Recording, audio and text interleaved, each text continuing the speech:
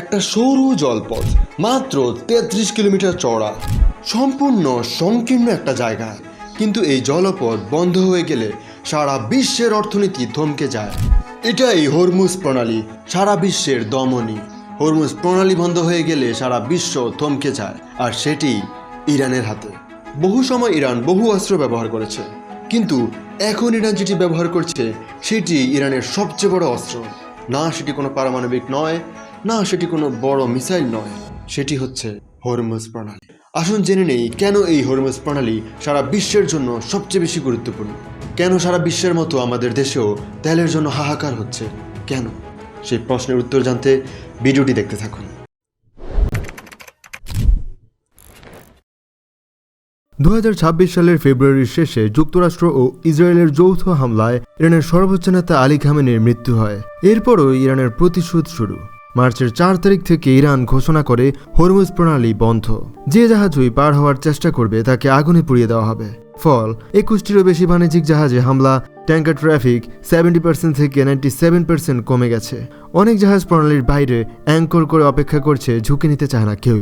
মার্কিন president Donald Trump কঠোর হুঁশিয়ারি দিয়েছেন 48 ঘন্টার মধ্যে প্রণালী পুরোপুরি খুলে না দিলে ইরানের সবচেয়ে বড় পাওয়ার প্ল্যান্ট থেকে শুরু করে সবকিছু ধ্বংস করে দেবে। ইউএস নৌবাহিনীকে প্রস্তুত রাখা হয়েছে ট্যাঙ্কার এসকর্ট করতে। অন্যদিকে ইরান বলছে যতক্ষণ যুক্তরাষ্ট্র ইসরায়েল হামলা চালাবে ততক্ষণ কোনো আলোচনা নয়।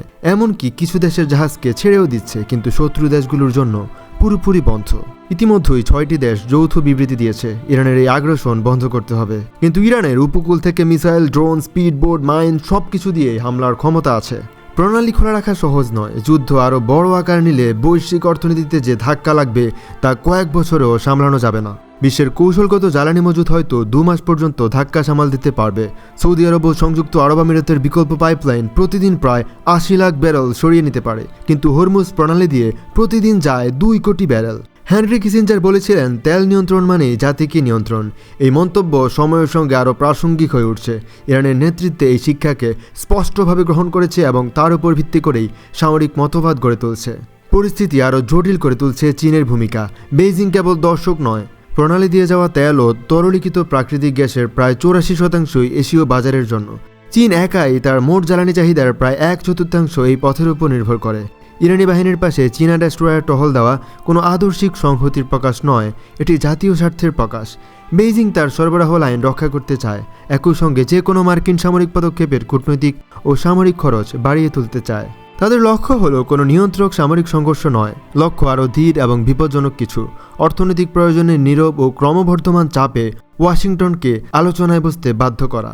ইতিহাসের প্রতিধ্বনি এখানে স্পষ্ট। 1956 সালের সুয়েজ সংকটে ব্রিটেন ও ফ্রান্স দেখেছিল সামরিক সক্ষমতা আর ভূ রাজনৈতিক প্রভাব এক জিনিস নয়। সব যুদ্ধে জয়ী হয়েও শেষ পর্যন্ত বড় যুদ্ধে হার মানতে হয়েছিল। 1973 সালে ওপেক দেখিয়ে দিয়েছিল 1 ব্যারেল তেল যা করতে পারে তা কোনো পদাতিক বাহিনীও করতে পারে না। স্বীকৃত সীমান্তে কোনো গুলি ছোড়া ছাড়াই আমেরিকান বাহিনীকে নতজানু করা যায়। ইরান সেই 2 শিক্ষাকেই কাজে লাগাচ্ছে। তাদের হিসেব হলো মূল্যস্ফীতি, জ্বালানি বিঘ্ন এবং বাজার অস্থিরতা, যা যে কোনো দেশের ব্যালিস্টিক ক্ষেপণাস্ত্রের চেয়েও বেশি মার্কিন মনোযোগ আকর্ষণ করবে এবং মনোযোগ আকর্ষণ করতে বাধ্য। কিন্তু কথা হলো, ওয়াশিংটন কি এই বাস্তবতাকে মেনে নেবে, নাকি তারা আগের মতোই শক্তি প্রয়োগের পথেই হাঁটবে? সেটি এই দশকের সবচেয়ে গুরুত্বপূর্ণ কৌশলগত প্রশ্ন হয়ে উঠতে পারে। যুক্তরাষ্ট্রের হাতে বিকল্প নেই এমন নয়। ইরানের নৌ সম্পদ ধ্বংস করা, ড্রোনের ঝাঁক নিষ্ক্রিয় করা, মাইন পরিষ্কার এবং শক্তি প্রয়োগ করে প্রণালী খোলা রাখার সক্ষমতা এখনও তাদের আছে। জ্যেষ্ঠ সামরিক কর্মকর্তারা একথা সতর্কতার সঙ্গেই বলেন, এবং তা পুরোপুরি ভুলও নয়। বিকল্প অবস্থা হতে পারে একটি আলোচনা ভিত্তিক সমঝোতা, যা নিখুঁত নয়, সন্তোষজনকও নয়, কিন্তু ইরানের উচ্চাকাঙ্ক্ষা সীমিত রেখে বৈশ্বিক বাজার সচল রাখার জন্য প্রয়োজনীয় তেলের প্রবাহ বজায় রাখতে পারে। তেহরান ধীরে ধীরে পরিকল্পিতভাবে যে কৌশলগত ফাঁদ তৈরি করেছে তা সচেতনভাবে এমনভাবে সাজানো, এর উদ্দেশ্য যুক্তরাষ্ট্রকে সরাসরি পরাজিত করা নয়, বরং এমন এক পরিস্থিতি তৈরি করা যাতে যুক্তরাষ্ট্রের শক্তি প্রয়োগ ক্রমেই বেশি ব্যয়বহুল ও ঝুঁকিপূর্ণ হয়ে ওঠে। কেন এটি গুরুত্বপূর্ণ? কারণ বিশ্বের প্রায় 20 থেকে 25% তেল এবং প্রচুর পরিমাণ এলএনজি এই পথ দিয়ে আমদানি এবং রপ্তানি হয়, এবং আমাদের এশিয়ার 80% তেলই এই পথ দিয়ে আসে। এবং এটি বন্ধ হয়ে গেলে তেলের দাম হবে আকাশ ছোঁয়া। ইতিমধ্যেই $120 ছাড়িয়ে গেছে, এবং বিভিন্ন দেশের মানুষ ইতিমধ্যেই তেলের মজুত শুরু করেছে, এবং সরকার ও জনগণের কপালেও চিন্তার ভাঁজ। এশিয়ার অনেক দেশে ইতিমধ্যেই জ্বালানি সংকটের রাশনিং শুরু হয়ে গেছে। কিন্তু এখন আসল প্রশ্ন হলো হরমুজ প্রণালী কোথায়, কেন এটি এত গুরুত্বপূর্ণ? হরমুজ প্রণালী পারস্য উপসাগরে যাওয়ার একমাত্র সামুদ্রিক পথ। এর এক পাশে ইরান, অন্য পাশে ওমান, সংযুক্ত আরব আমিরাত। এই প্রণালী দিয়ে প্রতিদিন বিশ্বের মোট তেল সরবরাহের 1/4 অর্থাৎ প্রায় 2 কোটি ব্যারেল তেল ও বিপুল পরিমাণ তরলীকৃত গ্যাস পরিবহন করা হয়। এই প্রণালী পারস্য উপসাগরকে ওমান উপসাগর ও আরব সাগরের সঙ্গে সংযুক্ত করেছে। ভৌগোলিকভাবে বলতে গেলে প্রণালীটি পারস্য উপসাগরকে সরাসরি ওমান উপসাগরের সঙ্গে যুক্ত করে এবং সে পথ ধরে জাহাজগুলো আরব সাগরের তথা ভারত মহাসাগরে প্রবেশ করে। যুক্তরাষ্ট্রের জ্বালানি তথ্য সংস্থা হরমুজ প্রণালীকে বিশ্বের সবচেয়ে গুরুত্বপূর্ণ তেল পরিবহন পথ বলে বর্ণনা করেছে। প্রণালীটির সবচেয়ে সরু অংশ 33 কিলোমিটার অর্থাৎ 21 মাইল চওড়া, তবে জাহাজ চলাচলের পথ আরও সরু, মাত্র 3 কিলোমিটার অর্থাৎ 2 মাইল চওড়া। 13 জুন ইসরায়েলের ইরানে আকস্মিক হামলা চালানোর পর থেকে জ্বালানি ব্যবসায়ীরা উচ্চ সতর্কতায় রয়েছেন। গতকাল সোমবার পর্যন্ত তেল পরিবহন করে এমন অন্তত 5টি জাহাজ হরমুজ প্রণালী থেকে ফিরে গেছে। কিন্তু এই প্রণালী বন্ধের অনুমোদন আসলে কে দিতে পারে? ইরান অতীতেও হরমুজ প্রণালী বন্ধ করার হুমকি দিয়েছে, কিন্তু কখনো সে হুমকি কার্যকর করেনি। ইসরায়েল ও যুক্তরাষ্ট্রের হামলার পর প্রতিশোধ হিসেবে ইরান এই প্রণালী বন্ধ করে দেওয়ার কথা বলেছে।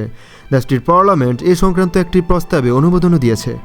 এ বিষয়ে ইরানের সর্বোচ্চ জাতীয় নিরাপত্তা পরিষদ চূড়ান্ত সিদ্ধান্ত নেয় বলে গত রোববার খবরে জানিয়েছে ইরানের প্রেস টিভি। তেহরান নৌপথটি বন্ধ করবে কিনা এমন এক প্রশ্নের জবাব সরাসরি এড়িয়ে গেছেন ইরানের পররাষ্ট্রমন্ত্রী আব্বাস আরাকচি। তিনি বলেন, ইরানের কাছে নানা ধরনের বিকল্প পথ খোলা রয়েছে। তিনি বলেন, যদি ইরান প্রণালীটি বন্ধ করে দেয় তবে সেটি তাদের অর্থনীতির জন্য আত্মহত্যার শামিল হবে। আমরা এর সম্ভাব্য বিকল্প ভাবছি, তবে অন্য দেশগুলোকেও বিষয়টি নিয়ে সচেতন হতে হবে। এটি আমাদের চেয়ে অন্য দেশের অর্থনীতিকে অনেক বেশি ক্ষতিগ্রস্ত করবে। কিন্তু এত কিছুর পরেও যুক্তরাষ্ট্র ইসরায়েলের হামলা থামেনি। তাই ইরান নিজেদের ক্ষতি হওয়ার পরেও প্রণালীটি অবশেষে বন্ধ করে দিল, তবে সব দেশের জন্য নয়। জাহাজ চলাচল বন্ধ করতে ইরান হরমুজ প্রণালী জুড়ে মাইন স্থাপন করতে পারে। ইরানের ইসলামিক রেভলিউশনারি গার্ড কর্পস উপসাগরের জাহাজে হামলা চালাতে বা সেগুলোকে জব্দ করার চেষ্টা করে, যা তারা অতীতে কয়েকবার করেছে এবং এবার ফাইনালি তারা অগ্রসর হয়েছে সেদিকেই। 1980-এর দশকে ইরানের এক যুদ্ধের সময় দুই পক্ষ পারস্য উপসাগরে তথাকথিত ট্যাঙ্কার যুদ্ধ চালায়। সে সময় ইরাক ইরানের জাহাজগুলো লক্ষ্যবস্তু করেছিল, আর ইরান বাণিজ্যিক জাহাজে হামলা চালিয়েছিল। সৌদি আরব, কুয়েতের তেল ট্যাঙ্কার, এমনকি মার্কিন জাহাজগুলোও সে সময় ইরানের হামলার লক্ষ্যবস্তু হয়। 2007 সালের শেষ দিকে ইরান ও মার্কিন নৌবাহিনীর মধ্যে একাধিক ছোট বড় সংঘর্ষের জেরে হরমুজ প্রণালী ঘিরে উত্তেজনা আবারও বৃদ্ধি পায়। 2023 সালের এপ্রিলে ইরান ওমান উপসাগরে যুক্তরাষ্ট্রের অন্যতম বৃহৎ তেল কোম্পানির সেভরনের মালিকানাধীন একটি ট্যাঙ্কার জব্দ করে। 1 বছরের বেশি সময় পর ট্যাঙ্কারটি ছেড়ে দেওয়া হয়। যুক্তরাষ্ট্রের পররাষ্ট্রমন্ত্রী মার্ক রুবিও রোববার চীনের প্রতি ইরানকে হরমুজ প্রণালী বন্ধ না করতে রাজি করানোর আহ্বান জানিয়েছিলেন। ফক্স নিউজকে রুবিও বলেছেন, যদি ইরান প্রণালীটি বন্ধ করে দেয় তবে সেটি তাদের অর্থনীতির জন্য আত্মহত্যার শামিল হবে। আমরা এর সম্ভাব্য বিকল্প ভাবছি, তবে অন্য দেশগুলোকেও বিষয়টি নিয়ে সচেতন হতে হবে। এটি আমাদের চেয়ে অন্য দেশের অর্থনীতিকে আরও বেশি ক্ষতিগ্রস্ত করবে। হরমুজ প্রণালী বন্ধ করা উপসাগরীয় আরব দেশগুলোকে যুদ্ধে টেনে আনার ঝুঁকি তৈরি করতে পারে।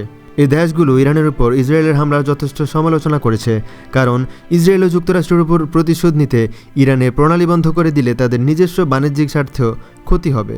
গোল্ডম্যান সাকসের তথ্য অনুসারে হরমুজ প্রণালী অবরোধ করলে তেলের দাম ব্যারেল প্রতি $100 ছাড়াতে পারে, যা বর্তমানে $120 ছাড়িয়ে গেছে, যা সারা পৃথিবীর জন্য আশনি সংকেত। এতে বিশ্বজুড়ে তেলের উৎপাদন খরচ বাড়বে এবং শেষ পর্যন্ত ভোক্তামূল্য এর প্রভাব পড়বে, বিশেষ করে খাদ্য, পোশাক ও রাসায়নিকের মতো পণ্যের ক্ষেত্রে। অর্থাৎ সারা পৃথিবীর অর্থনৈতিক খাতই থমকে যাবে। একইভাবে 2022 সালের ফেব্রুয়ারিতে রাশিয়া ইউক্রেন আক্রমণ করলে বিশ্ববাজারে তেলের দাম হঠাৎ বেড়ে ব্যারেল প্রতি $130 পৌঁছে যায়।